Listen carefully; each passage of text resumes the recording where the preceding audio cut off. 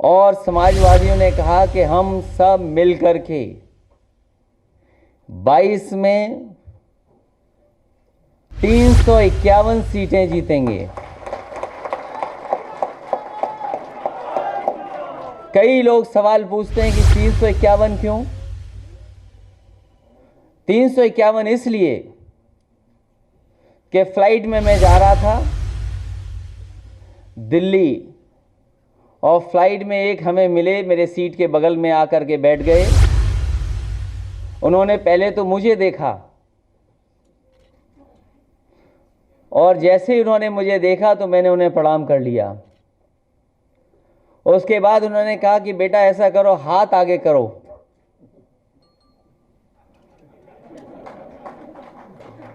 तो मैं थोड़ा संकोच में था कि हाथ आगे क्यों करूं, लेकिन जब उनके सामने मैंने अपना हाथ दाहिना आगे कर दिया तो पहले तो उन्होंने देखा कि हाथ में न अंगूठी पहने हूं, न कोई कड़ा है, न कुछ है। लेकिन बड़ा ध्यान से देखने के बाद उन्होंने कहा कि इस बार आपकी सरकार बनने जा रही है और मेहनत करना बेटा, 350 सीटें जीत करके आओगे। मैंने उसी समय तय कर लिया। मैंने कहा मैं आपकी बात नहीं मानता 350 की, मैं केवल एक जोड़ना चाहता हूं, 351 सीटें जीत करके आएंगे, क्योंकि हमारा लक्ष्य बड़ा है। हमने वो संख्या बताई है जो संख्या कल्पना नहीं कर सकता कोई। इससे पहले हमने भी नहीं सोचा था कि भारतीय जनता पार्टी 300 से ज्यादा सीटें जीत सकती है। अगर भारतीय जनता पार्टी झूठ फैला करके 300 से ज्यादा सीटें जीत सकती है, तो ईमानदारी से मेहनत करके, सच्चाई के साथ लोगों को जोड़ करके और अपने सब लोगों का आशीर्वाद लेकर के हम 351 सीटें भी जीत सकते हैं।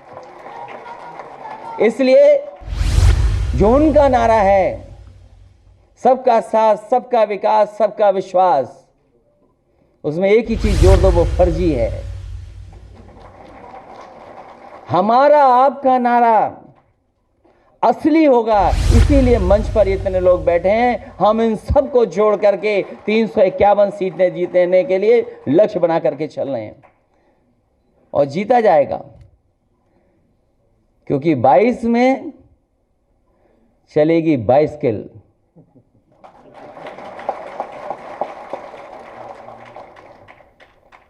इसलिए मुझे खुशी है इस बात की कि बहुत पुराने लोग हैं, ये न्यू के लोग हैं, इनको सामाजिक तमाम चीजों की जानकारी है।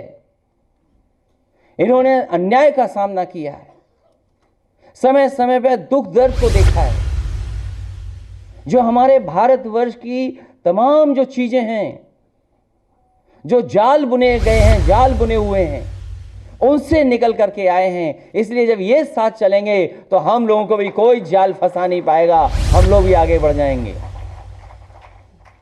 क्योंकि जैसी सरकार चल रही है वो तो आप जानते हैं। आप यकीन करना इस बात का, मुझे अभी किसी ने बताया कि देखिएगा 2 महीने बाद ये बीजेपी की सरकार कहेगी कि देखो सबसे बड़ी उपलब्धि हमारी है कि कोरोना वायरस हमने फैलने नहीं दिया।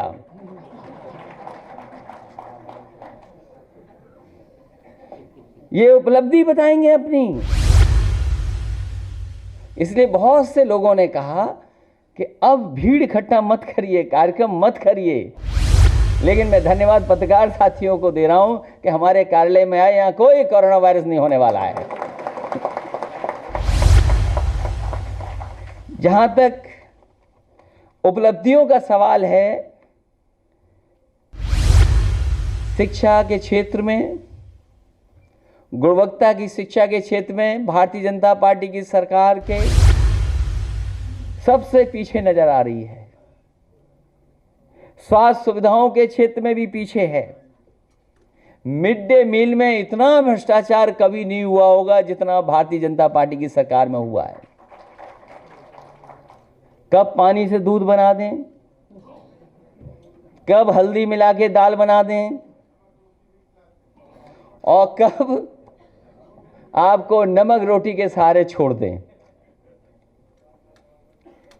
ये प्रदेश जिसमें देश की सबसे बेहतरीन रिस्पांस सिस्टम पुलिस का बनाया था, वो महिलाओं के अत्याचार में, अन्याय में सबसे आगे चला गया। न्याय न मिलने वालों में सबसे आगे है प्रदेश। और अभी मैंने पढ़ा कुछ दिन पहले कि वन डिस्ट्रिक्ट वन प्रोटेक्ट की वजह से लाखों नौकरियां मिल गईं। कितना बड़ा झूठ बोल रही है सरकार।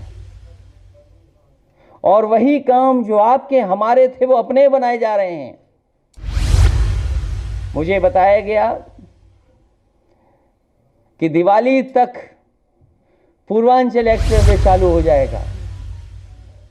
मैंने अपने आजमगढ़ के सभी लोगों से कहा कि बड़ा आराम हो जाएगा, लेकिन पता लगा है कि कौन सी दिवाली ये नहीं पता है।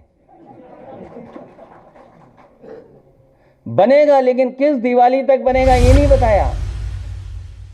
इसलिए ये काम भी आपके हैं।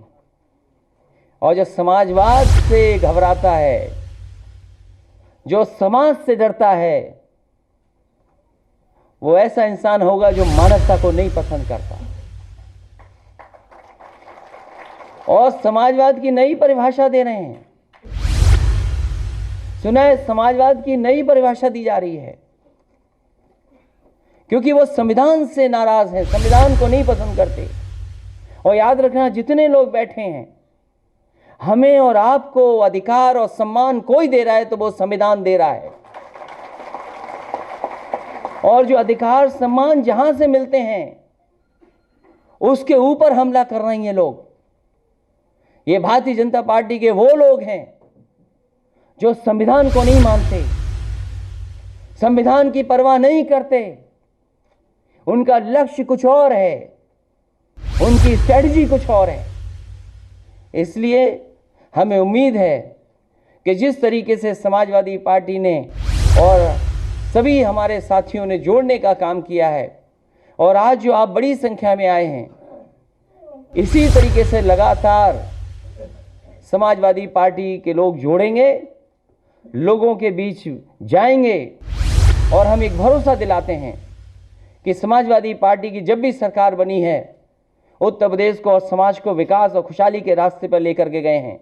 जब कभी आपके सहयोग से आगे बढ़ेंगे, सरकार बनेगी, तो नए तरीके से विकास और नई तरीके से कैसे खुशहाली के रास्ते पर लेकर के जाएं, उस दिशा में काम करेंगे। ये वही लोग हैं जो जातियों में लड़ाई कराते हैं, कभी धर्म के सहारे, धर्म के पीछे छिप जाते हैं। हम उन्हीं लोगों से कहना चाहते हैं कि देश में इतनी बड़ी जनगणना हो रही है, पहले 10,000 करोड़ रुपए खर्च हुए, अब भी उतने ही खर्च होंगे। क्या वजह है कि आपको, क्या कारण है जो आप नहीं जाति के आंकड़े दे पा रहे हैं? हम समाजवादियों का और सभी लोगों का मानना है कि जाति जनगणना भी होनी चाहिए। और जब जाति जनगणना होगी तो बहुत सारी समाज की समस्याओं का समाधान हो जाएगा, क्योंकि हमारा जो संविधान कहता है, उसी संविधान से हम लोग निकाल करके ये कहना चाहते हैं कि जब कभी समाजवादियों को मौका मिलेगा, रास्ता निकालेंगे कि किसकी कितनी आबादी है, उसी हिसाब से उसको हक और सम्मान मिल जाए। और अगर दिल्ली की सरकार नहीं जनगणना करेगी तो समाजवादियों को मौका दीजिए, हम अपने प्रदेश की जाति जनगणना कराने का काम करेंगे। और टेक्नोलॉजी में तो हैं ही आगे हम लोग, क्योंकि लैपटॉप बांटे हैं, इससे टेक्नोलॉजी में आगे हैं। हमारे लैपटॉप अभी भी चल रहे हैं, लेकिन भारतीय जनता पार्टी के बनाए हुए शौचालय कहीं नहीं चल रहे। अगर कहीं शौचालय चल रहे हो तो बताइए। ऐसा शौचालय बनाया है, ये तो अपनी बता रहे हो कि आपने जो देखे हैं। नहीं, जो आपने देखे वो आप बता रहे हो, लेकिन अगर कहीं गलती से थोड़े हिल विल गए तो दीवार आपके ऊपर गिर जाएगी, ऐसे शौचालय, तो कहीं दब ना जाओ। तो समाजवादी लोग लैपटॉप दे करके दुनिया में आगे ले जाना चाहते हैं, दुनिया कैसी है वो दिखाना चाहते हैं।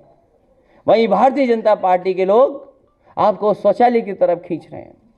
इसलिए हमारी आपकी जिम्मेदारी है कि 22 में बाइसिकल चले और कुछ नहीं चले। इसी अपील के साथ मैं आदरणीय बलिहारी बाबूजी का और तिलक चंद अहिरवार जी का, फेरन लाल अहिरवार जी का, अनिल अहिरवार, इंद्रपाल जी को, और बहुत लंबी सूची है, लंबी सूची है। ये जब पत्रकार साथी चले जाएंगे तब हम वो सूची भी पढ़ लेंगे और जो साथी बाहर रहेंगे उनको बुला लेंगे अंदर। मैं सभी का स्वागत करता हूं, बधाई देता हूं। आज बहुत बड़ा ऐतिहासिक काम हुआ है कि जहां पर आप लोग समाजवादी पार्टी में शामिल हुए हैं। इससे न केवल समाजवादी पार्टी का हम लोगों का मनोबल बढ़ा है, बल्कि पूरे प्रदेश के जो लोग परिवर्तन चाहते हैं उनका मनोबल बढ़ा है। हम आपका धन्यवाद और स्वागत करते हैं। बहुत बहुत बधाई आपकी।